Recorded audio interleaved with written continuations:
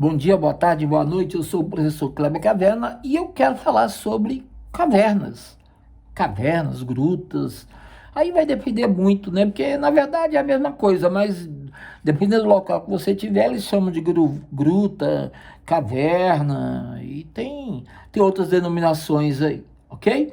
Mas assim, basicamente, gruta e caverna é a mesma coisa, tá? Aqui nós temos uma gruta com uma coluna, com estalactites, estalagmites. Você tem aqui provavelmente um chão que tem pérolas, você tem cortinas, colunas, enfim. Esses são espeliotemas. O nome é estranho, né? Espeliotemas. Espeliotemas.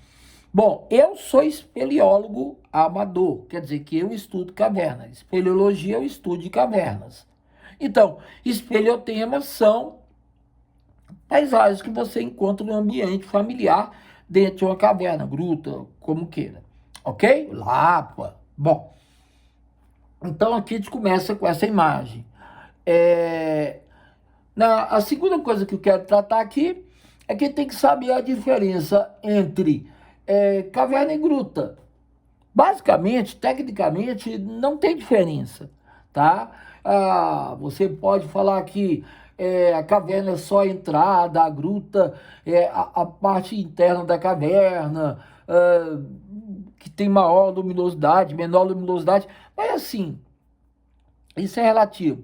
Na verdade, gruta e caverna é a mesma coisa, né? Eles são idênticos. Então, tecnicamente, não há diferença entre um e outro, geologicamente. Elas são caverna e gruta, a mesma coisa, tá ok?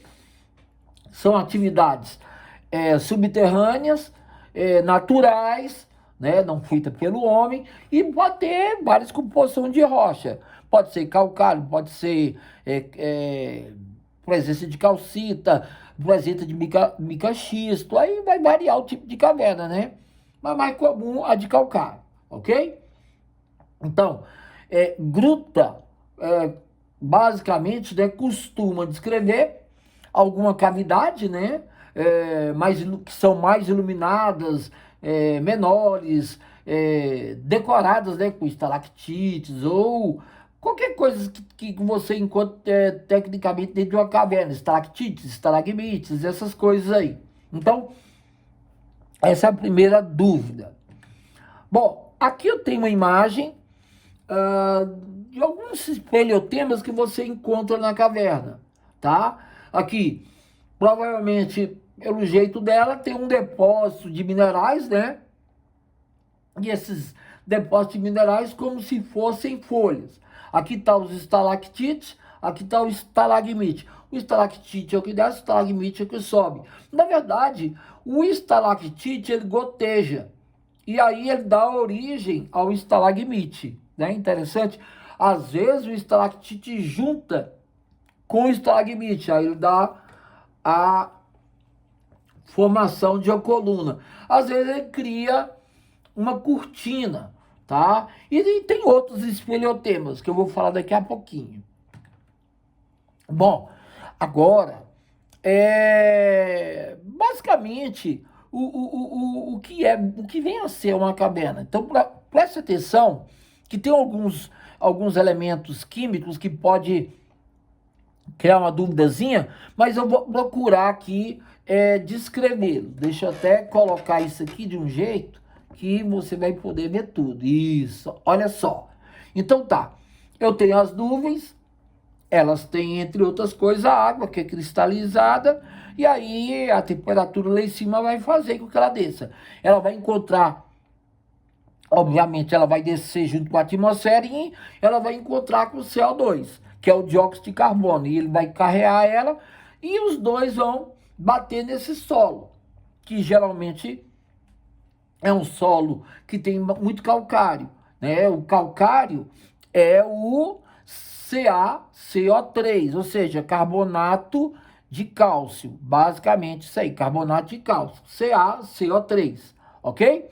Então, o H2O, que é a água, mais o CO, que é o dióxido de carbono, ele dá origem ao HCO3, mais conhecido como ácido carbônico, tá? Então você guarda essa ideia aí. Basicamente, é assim que é formado a caverna, quando é uma caverna que tem calcário, né? Que tem, na verdade, aquilo que a gente chamaria de carbonato de cálcio ou calcita, né? Muita gente fala calcita, às vezes até mais comum. Esse material, ele, além de formar caverna, ele é muito bom para a formação, né, o CaCO2, essa calcita, e rochas de calcário, para corrigir o pH, né, aquilo que a gente chama de calagem. Quando você tem um pH que não é legal, por exemplo, igual do cerrado, você corrige ele, tá? Utilizando o sistema chamado calagem, tá ok? Que é basicamente colocar calcário, tá ok? Essa é a ideia. Então, assim, rocha de calcário, mármore, você pode obter tintas, plásticos, até papel, né? Você utiliza muito na construção civil, na agricultura. Então, você tem 1 milhão de utilidades aí. Então, basicamente, você tem aqui os estalactites, ó, você vê que as gotinhas d'água, ele está precipitando isso aí em forma de água mais carbonato de cálcio, né, o CaCO3, e ele vai dar origem, basicamente, ao bicarbonato de cálcio, que é o CaHCO3/2, tá? Então é Ca/HCO3/2, que dá origem, tanto para um lado como para o outro, você tem o CaCO3, que é o carbonato de cálcio, você tem a água e você tem o dióxido de carbono. Então, basicamente, aqui você tem o estalactite. É claro que se o estalactite ele toca no solo, ele começa a formar o estalagmite, que aí é a mesma composição, tá? Então, assim, a água, ela vai descendo acidulada o solo, tá? Que vai penetrando pelas fendas, pelas rachaduras, e aí ela vai dissolver o calcário. Então esse aqui é o H2CO3, que é o ácido carbônico, mais o CaCO3, que já conhecemos, né? O carbonato de cálcio, dando exatamente o bicarbonato de cálcio, ou às vezes ele também pode ser chamado de hidrogenocarbonato de cálcio. É a mesma coisa. Na verdade, eu conheço mais por bicarbonato de cálcio. Então, assim, esses são os elementos, essas são as formas químicas mais comuns em uma caverna. É claro que nem toda caverna ela tem esse componente, porque, por exemplo, Ecos, aqui em Goiás, né? Ela é uma caverna de mica-xisto, então ela é ela é bastante diferente. Mas, basicamente, as cavernas são formadas por calcita, que é o famoso CaCO2, ok? Bom, vamos lá. Agora, quanto tempo que uma estalactite, aqui, ó, por exemplo, estalactite, estalagmite, tá? Ou então uma coluna, ela leva para se formar. Aí eu criei aqui uma tabela, mas assim, os estalactites, né, eles crescem de forma muito lenta, bem devagarzinho, tá? Com a média mais ou menos de 1 milímetro por ano. Veja, eu não disse 1 centímetro, eu disse 1 milímetro, tamanho de basicamente um fio de cabelo por ano. Então, por aí você tira o tanto que isso é demorado. Por exemplo, um ano, ele vai crescer 0,1 centímetro, tá? Ou, se você quiser, 1 milímetro, que é a mesma coisa. Média geral dele, ok? 10 anos, ele cresce 1 centímetro, a taxa de crescimento. Em 100 anos, um século, ele cresce 10 centímetros. Então, assim, a gente vive Pode dizer que a gente vive 70, 80 anos, e um estalactite nesse tempo, ele não cresceu nem 10 centímetros.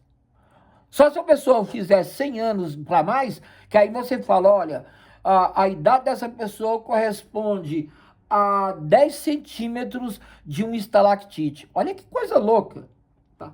Em 1000 anos, ela vai crescer 1 metro. Ou seja, quando Jesus esteve aqui na Terra, 2026 mais ou menos, de lá para cá um estalactite cresceu 2 metros. Olha só, que Jesus esteve aqui na Terra, até hoje, uma estalactite cresceu o quê? 2 metros. Então, é uma coisa muito doida, ele cresce muito devagar, por isso que não pode ser retirado, pego. É uma coisa que a natureza demora tanto tempo para fazer, que as pessoas não podem ir lá e depredar uma caverna, tirar partes, porque isso daí é crime, ok? Bom, então aqui algumas dessas paisagens, né? Estalactite, estalagmite, né? Aqui eu tenho helictites, aqui eu tenho uma coluna, provavelmente isso aqui pode ser presença de pérolas, tem um monte de paisagens aqui, eu poderia citar outras paisagens, mas aqui eu coloquei. Aqui, ó, a formação dela, ó, ela vai crescendo, crescendo, crescendo. Você vê que a água vai aumentando a corrosão e ela vai juntando mais carbonato de cálcio aqui e automaticamente pingando. Quando o pinga ele está rico em carbonato de cálcio, ele forma o estalagmite. Então eu tenho um estalactite e eu tenho um estalagmite. Um vem do outro, tá ok? Bom, então é isso aí. Eu sou o professor Kleber Caverna. Espero que tenham gostado dessas informações. E assim, eu procurei ser o mais didático possível. Espero que tenham gostado bastante. Fui! Ó, se inscreva aí. Se você gostar deste tipo de coisa que eu fiz, né? Esse tipo de explicação. E se curtiu, vai lá e aperta o joinha também. E se inscreve. Se já é inscrito, muito obrigado. Tchau, tchau.